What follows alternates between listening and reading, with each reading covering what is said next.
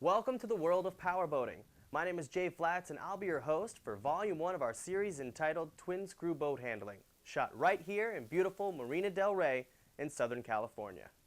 A first-time skipper has a lot to learn, and the purpose of this video is to make learning as painless as possible.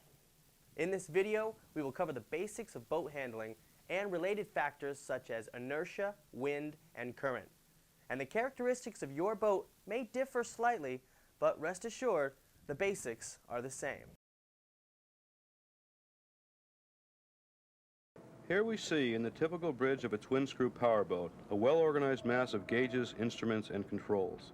For the purposes of this tape, we will be discussing only the steering wheel, the throttles, and the shift controls controlling the forward and reverse motion of the propellers. As we go through the operation of these controls, you will see in the inset at the bottom the actual boat responses to the movement of these controls. As you move the steering wheel to port, or left side of the boat, the two rudders will move in the same direction, causing resistance to the flow of water under your boat, forcing it to turn. As you move the wheel to starboard, or right side of the boat, the same happens in reverse.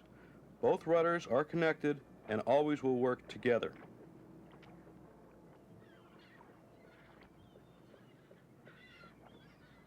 You have two throttle controls to work with, the starboard or right throttle and the port or left throttle. Each control is connected to an engine on your boat on the corresponding side.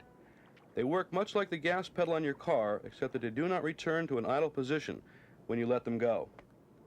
To accelerate the speed of an engine, slowly push the control forward until you reach the desired revolutions per minute. To decelerate, slowly pull the control back. Remember, the control will stay in the position where you leave it.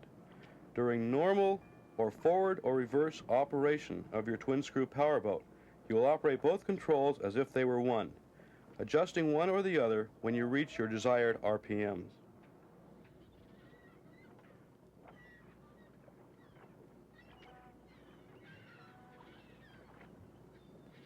As you have two throttle controls, one for each engine, you also have two shift controls, one for each engine.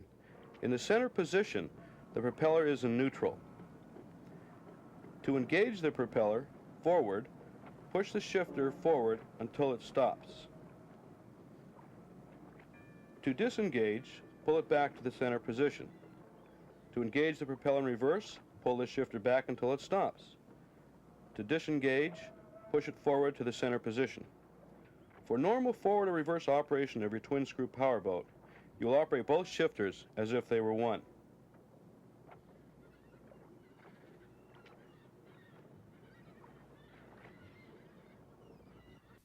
If one of your engines fails on the open sea, you should still have no problem by simply driving on that one engine just as if it were a single screw powerboat and bringing you back to the harbor. Your reaction time will be slower, but you should have no problem reaching the port. In your harbor, at a speed of 5 knots forward, if the starboard engine quits on you, you can still make very wide turns towards port, or in this case, the operating engine. They'll be very slow and very deliberate, but you can still make the turns.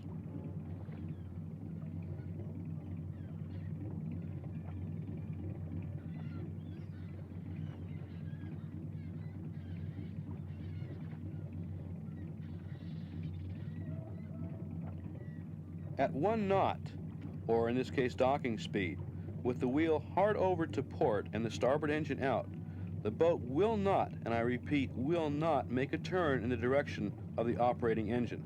This is the most important fact to keep in mind when attempting to enter your slip with one engine out.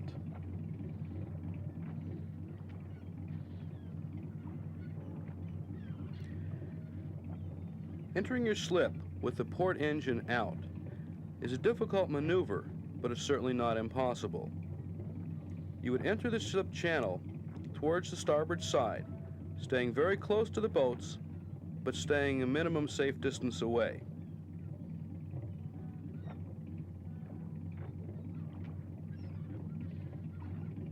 You would turn the steering wheel hard over to port as you enter the area of your particular slip. The boat, because of the thrust of the starboard engine on the starboard side of the stern, will swing the bow forward and making that turn is not very difficult.